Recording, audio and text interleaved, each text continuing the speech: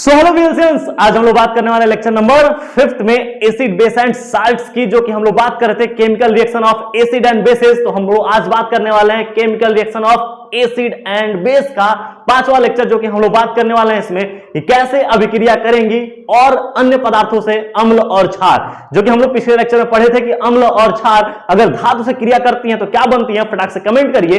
अगर हम आपसे पूछें कि अम्ल और क्षार को परस्पर क्रिया करा दिया जाए तो अभिक्रिया का क्या नाम होगा, फटाक से करिए कमेंट, और कमेंट में बताइए कि वो क्या होगा और उसका नाम क्या बोलेंगे। हाँ ठीक है। अगर हम बात करें कि आज हम लोग क्या बात करने वाले हैं, तो आज हम लोग बहुत ही शानदार लेक्चर देखने वाले हैं और शानदार अम्ल और क्षार का रिएक्शन देखने वाले हैं। किसके साथ? Metal oxide and non metal oxide. कि मेटल ऑक्साइड अगर अम्ल के साथ रिएक्ट करेगा तो क्या बनेगा, अर्थात मेटल ऑक्साइड होता क्या है, इन सब चीजों को समझने वाले हैं आज हम लोग। तो सबसे पहला अगर हम बात करें कि हेडिंग लगाएंगे, तो सबसे मुख्य आज हेडिंग लगने वाला है कि अम्ल की क्रिया मेटल ऑक्साइड से कराने पर। तो हम लोग लिखेंगे यहीं पे, हेडिंग लगाइए कि अम्ल की क्रिया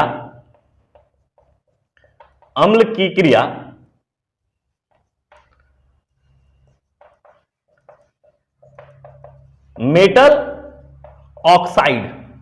मेटल ऑक्साइड को बोलते हैं बाबू, हिंदी में बोलिएगा धातु ऑक्साइड। धातु ऑक्साइड। अगर हम बात करें कि अम्ल की क्रिया किससे कराने वाले हैं, धातु ऑक्साइड से, तो अम्ल की क्रिया यदि धातु ऑक्साइड से कराते हैं तो धातु ऑक्साइड में मैंने कहा कि कुछ स्पेसिफिक धातु ले लिया जाए और उनकी ऑक्साइड बना ली जाए, मतलब कि ऑक्सीजन से लिप्त होंगे। ऐसे धातु जो ऑक्सीजन से लिप्त होंगे उन्हें क्या बोलेंगे, मेटल ऑक्साइड। मतलब कि वे धातु जो ऑक्सीजन से लिप्त होंगे उन्हें क्या बोलेंगे, धातु ऑक्साइड। जैसे अगर हम बात करें तो हमने कहा बाबू कि MgO, मैग्नीशियम ऑक्साइड, इसका क्या नाम हो जाएगा, मैग्नीशियम ऑक्साइड। यही मैं एक और लिख दूं बाबू कि CaO, तो इसे बोलेंगे बाबू कैल्शियम ऑक्साइड। क्या बोलेंगे, कैल्शियम ऑक्साइड। यही मैं कह दूं कि ZnO, तो यहां बोलेंगे बाबू ये हो जाएगा जिंक ऑक्साइड। क्या बोलेंगे इसे, जिंक ऑक्साइड। अगर ऐसा कोई मेटल ऑक्सीजन से लिप्त हो, जितने भी मेटल ऑक्सीजन से लिप्त हो उन्हें क्या बोलेंगे, मेटल ऑक्साइड। और इन मेटल ऑक्साइड की जो प्रवृत्ति होती है वह प्रवृत्ति कैसी होती है बेटा, यहां पे हम लिख देते हैं कि ये बेसिक इन नेचर होते हैं। बेसिक इन नेचर मतलब कि इनकी प्रवृत्ति कैसी हो जाएगी, क्षारीय। क्या हो जाएगी, क्षारीय। तो अब अगर मैं बोलूं कि अगर ये बेसिक इन नेचर में है तो मैं यहां लिखूं कि इस प्रकार अम्ल की क्रिया मेटल ऑक्साइड से, किससे बेटा, मेटल ऑक्साइड से कराने पर क्या मिलेगा, salts plus water. Salts plus water मिलता है। अब हम यहां चीज देखें तो ये शॉर्ट फॉर्म में हमने लिख दिया, परंतु इसको मैं कैसे क्लीन करूंगा, आपको कैसे समझाऊंगा, रिएक्शन से। हालांकि मैं पिछले टर्न पे रिएक्शन आपको पढ़ा चुका हूं कि अगर एसिड और बेस रिएक्ट करते हैं तो कोई भी अगर एसिड बेस अगर रिएक्ट करता है तो हमने बोला था उस अभिक्रिया को बोलेंगे उदासीनीकरण अभिक्रिया, क्योंकि साल्ट्स बनेगा और क्या बनेगा, वाटर बनेगा। उसी प्रकार मैंने कहा कि मान लो कि ये जो हमारे मेटल ऑक्साइड हैं इनको जो मैं बोलूंगा वो मैं क्या बोलूंगा, METAL। मेंटल नहीं बोलना है, मेटल। क्या है ये, मेटल ऑक्साइड। और इन मेटल ऑक्साइड की प्रवृत्ति कैसी होती है, बेसिक इन नेचर। तो इस प्रकार अगर अम्ल के साथ क्रिया करा दिया जाए तो यह अभिक्रिया उसी प्रकार होगी जैसे अम्ल और क्षार की परस्पर क्रिया होती है, और सेम वैसे ही जैसे उत्पाद उसमें मिलते थे वैसे ही उत्पाद यहां पर भी मिलेंगे। आइए जस्ट अगर एक क्वेश्चन इसी को एग्जांपल में लेके अगर हम चल लें तो एक एग्जांपल, सबसे बेहतरीन एसिड का नाम है मेरा स्ट्रॉन्ग एसिड। इसका नाम हम हमेशा बोलते हैं HCl, हाइड्रोक्लोरिक अम्ल। हम ही नहीं बोलते, सारा संसार इसे बोलता है हाइड्रोक्लोरिक अम्ल।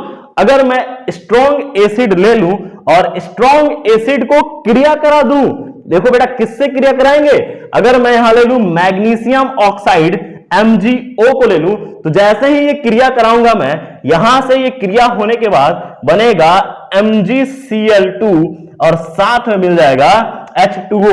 कैसे रिएक्ट कराएंगे? ये Mg किसके साथ जुड़ जाएगा? Cl के साथ, और ये हाइड्रोजन किसके साथ जुड़ जाएगा? ऑक्सीजन के साथ। तो इस प्रकार बनाएगा जल और ये बनेगा मैग्नीशियम क्लोराइड का साल्ट। तो क्या बन गया? Salt plus water. क्या मेरी बात समझ में आ रही है? क्या मेरी बात समझ में आ रही है? तो मैंने किया क्या? मैंने कहा कि यदि रिएक्शन मैंने लिखा कि अम्ल की क्रिया मेटल ऑक्साइड से कराने पर, जैसे एक और ले लिया जाए, चलो ले लेते हैं एक और अगर मैं यहां पे फिर से वही पुनः, अच्छा ये देखना रिएक्शन बैलेंस नहीं है, ये इक्वेशन बैलेंस नहीं है, तो बैलेंस कर लोगे आप, ये आपकी रिस्पॉन्सिबिलिटी है, क्योंकि हम आपको केमिकल रिएक्शन एंड इक्वेशन या आपको पूरा पहला चैप्टर पूरा करा दिया है हमने, एनसीईआरटी के पूरे क्वेश्चंस भी कराए हैं, प्लेलिस्ट विजिट कर सकते हो। और नए विजिटर जितने भी इस चैनल पे हमको ज्वाइन करते हैं, हमारे साथ हमें प्यार देते हैं और यहां से पढ़ते हैं, वो सारे इन सबका नोट्स अच्छे से बना लीजिएगा और एक एक चीज समझिएगा। जो आपको नहीं समझ में आ रहा है उसको एक बार और रिपीट करके देख लीजिएगा, उसके बाद भी नहीं समझ में आ रहा है तो फिर क्या ही कह सकते हैं, फिर पर्सनली डीएम कर लीजिएगा, हम आपसे बात करके देख लेंगे कि क्या पर्सनली आपको प्रॉब्लम हो रही है। देखो इस तरीके से ऐसे पढ़ाया जा रहा है आपको कि एक बेसिक को भी क्लियर किया जा रहा है और आपको एडवांस लेवल पर भी ले जाया जा रहा है। परंतु अगर मैग्नीशियम अगर आप नहीं बोल पा रहे हैं, क्लोरीन को क्लोरीन नहीं बोल पा रहे हैं, तो ये समझ लो कि बेस का आप गड्ढे में हो। इसके लिए धीरे धीरे एक एक चीज करके आपको पीरियोडिक टेबल समझना पड़ेगा।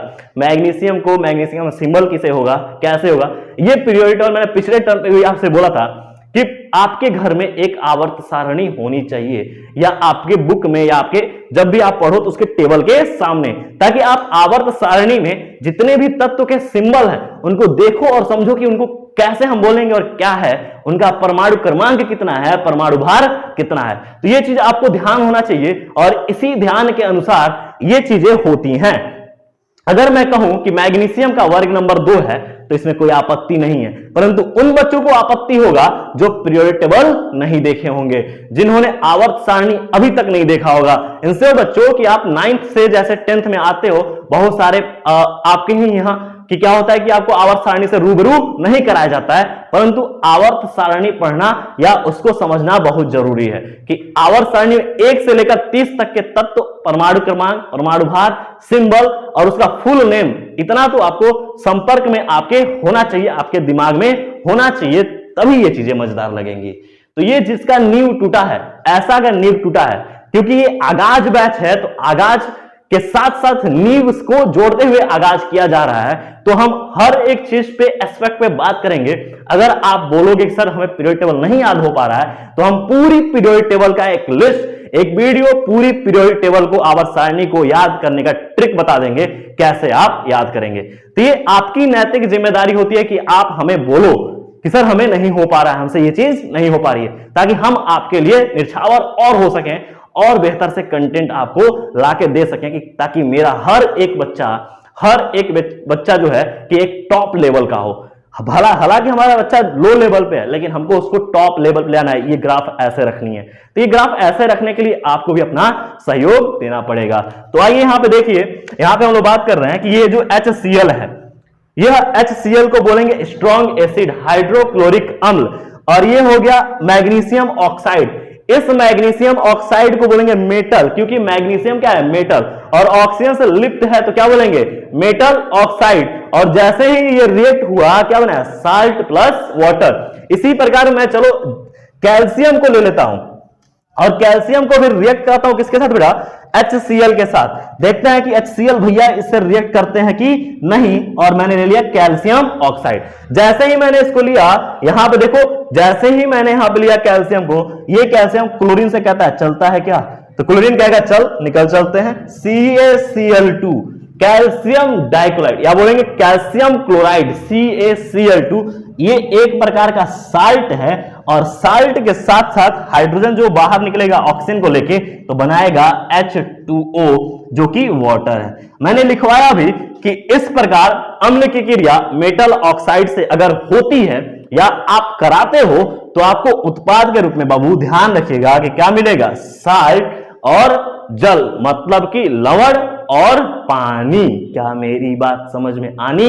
चलो आइए अब हम लोग यहां पे देखने वाले हैं कि यहां पे हम करने वाले हैं क्षार। क्या करने वाले हैं? क्षार। और क्षार की क्रिया, अब यहां पे क्रिया के आगे एक चीज ऐड कर देंगे कि नॉन मेटल। क्या ले लेंगे बाबू? Non metal. अच्छा मैं घिचिर पिचिर कर रहा हूं, परंतु आपको समझाने के लिए भी वो भी घिचिर पिचिर कर रहा हूं। देखो क्या, समझो कि ये मैंने लिखा था कि जो मेटल ऑक्साइड है ये क्या है, बेसिक इन नेचर। तो अगर बेस से क्रिया करा दो बेस से, तो बेस का क्रिया होगा क्या? मजेदार बात हो गई। तो हम लोग क्षार की क्रिया, बेस की क्रिया नॉन मेटल से कराएंगे। किससे कराएंगे? Non metal. आओ देखते हैं नॉन मेटल कौन है। आपको पता होगा कि मेटल का प्रवृत्ति होता है इलेक्ट्रॉन का त्याग करना, जबकि नॉन मेटल का प्रवृत्ति होता है इलेक्ट्रॉन को ग्रहण करना। तो जो भी इलेक्ट्रॉन को ग्रहण करते हैं वो क्या है? Non metal. जैसे हम बात करें कार्बन एक ऐसा है कि जो नॉन मेटल है। अच्छा, नॉन मेटल का oxide carbon dioxide, carbon monoxide. क्या मेरी बात समझ में आ रही है? तो चलो अगर मैं बात करूं यहां पे, तो बेसिक आपके लिए एक सिंपल सा मैं लेके चलने वाला हूं। क्या मैं इसको रफ कर दूं? कोई दिक्कत इसमें? ठीक है। तो दूसरा हेडिंग क्या है आपका कि क्षार की क्रिया नॉन मेटल ऑक्साइड, अर्थात यहां पे हम लिख दें कि अधात्विक ऑक्साइड या अधातु ऑक्साइड, अधातु ऑक्साइड से कराने पर। किससे? अधातु ऑक्साइड से कराने पर। तो जब अगर बात की जाए कि बेस की क्रिया नॉन मेटल ऑक्साइड से कराने पर, तो क्या मैं इसको सबको रगड़ के साफ कर दूं? मेरी जिम्मेदारी ये है? ठीक है, बहुत बढ़िया, मैं ये साफ कर दे रहा हूं। नहीं, आप कॉपी मत फाड़िएगा, ठीक है, बढ़िया से लिखना, ठीक है। आओ देखते हैं नेक्स्ट अपन बात करने वाले हैं यहीं पे कि मैं नॉन मेटल ऑक्साइड की बात करने वाला हूं। मेरे पास मेरे चीज में एक ही चीज, मैं अगर बोलूं कि नॉन मेटल ऑक्साइड, तो मुझे एक चीज बहुत बढ़िया दिखता है, जो है कि कार्बन डाइऑक्साइड या कार्बन मोनोऑक्साइड। कोई दिक्कत नहीं है कि कार्बन मोनोऑक्साइड बोले या कार्बन डाइऑक्साइड, ये क्या है? एक प्रकार का मेरा नॉन मेटल ऑक्साइड। कैसा बेटा? Non metal oxide.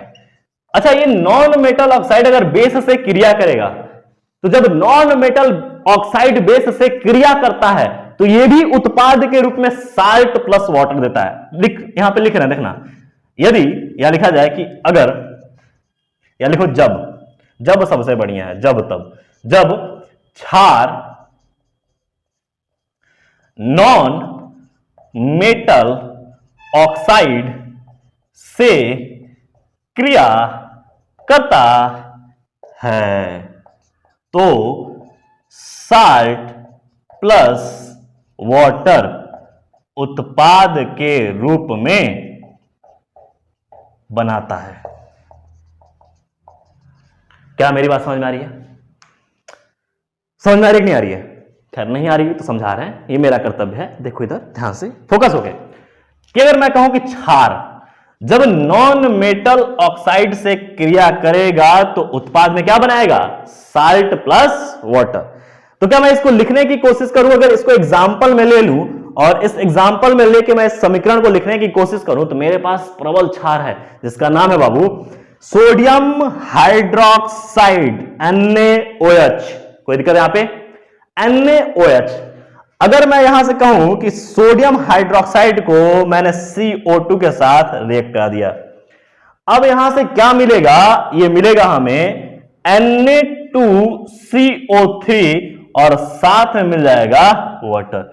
इसे बोलते हैं सोडियम कार्बोनेट। क्या बोलते हैं बाबू? Sodium carbonate. और यह एक प्रकार का क्या है? साल्ट।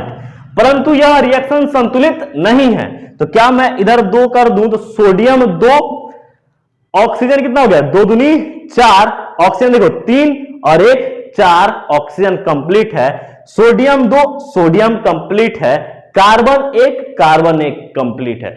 मतलब कि यह एक बैलेंस इक्वेशन हो गई, मतलब कि संतुलित समीकरण। जो न्यू विजिटर हैं वो संतुलित समीकरण नहीं समझ रहे हैं, हमें पता है, तो आप क्या देखेंगे? रासायनिक अभिक्रिया एवं समीकरण lecture number 5th 4th 6th, जो कि आपको यह समझाएंगे कि रासायनिक समीकरण क्या होती हैं और संतुलित रासायनिक समीकरण क्या है, द्रव्यमान संरक्षण का नियम क्या है। इन सबको आप समझना पड़ेगा आपको। तो मैं यहां पे बोलूं कि अगर ये मैंने बोला कि सोडियम हाइड्रोक्साइड है, क्या है ये? Sodium hydroxide. और ये सोडियम हाइड्रोक्साइड क्या है? स्ट्रॉन्ग बेस बेटा। और जैसे स्ट्रॉन्ग बेस अगर इससे, ये क्या है? Non metal oxide. अगर नॉन मेटल ऑक्साइड से रिएक्ट करता है तो सोडियम कार्बोनेट एंड वाटर देता है। क्या मेरी बात समझ में आ रही है? अगर मैं यहां से कह दूं कि अगर एक और बेस ले लूं, जो कि मेरे पास एक और बेस है, उस बेस का नाम है KOH, तो मैं अगर ये कहूं कि क्या आप KOH की क्रिया CO2 से करा के क्या उत्पाद बना सकते हो, तो ये आपके लिए होमवर्क अगर आपने बना लिया तो आप समझिएगा कि क्षार की क्रिया नॉन मेटल ऑक्साइड से आपने कर लिया। क्या मेरी बात समझ में आ रही है? तो अगर मैं देखूं तो आप अभी तक मैंने एसिड एंड बेस के बहुत सारे केमिकल प्रॉपर्टीज पे बात किए और करीब करीब 5, 6, 7 ऐसी अभिक्रिया देखा कि जो एसिड किसी के साथ कर रहा हो, बेस कर रहा हो। तो इन सारे केमिकल प्रॉपर्टीज को आपको ध्यान में रखना है। कारण क्या है कि chemical properties of acid and base के क्वेश्चन डायरेक्टली पूछे जाते हैं कि आपसे कि क्वेश्चन कि अम्ल और क्षार की रासायनिक गुण पर अंतर बताइए, या कह देगा कि अम्ल और क्षार की रासायनिक समानता क्या है। तो आपको रासायनिक समानता दिखानी पड़ेगी कि किसके साथ समान उत्पाद दे रहा है। और अम्ल और क्षार की रासायनिक गुण में अगर पूछेगा कि अंतर बताइए कि अम्ल क्षार के साथ, अगर अम्ल किसी और के साथ रिएक्ट कर रहा है तो उसकी केमिकल प्रॉपर्टीज क्या होगी, और बेस अगर किसी के साथ रिएक्ट कर रहा है तो केमिकल प्रॉपर्टीज क्या होती है।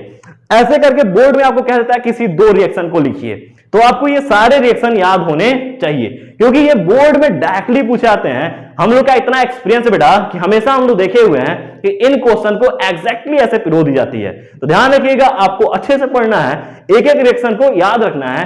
तो मिलते हैं नेक्स्ट क्लास में। Thank you dear students.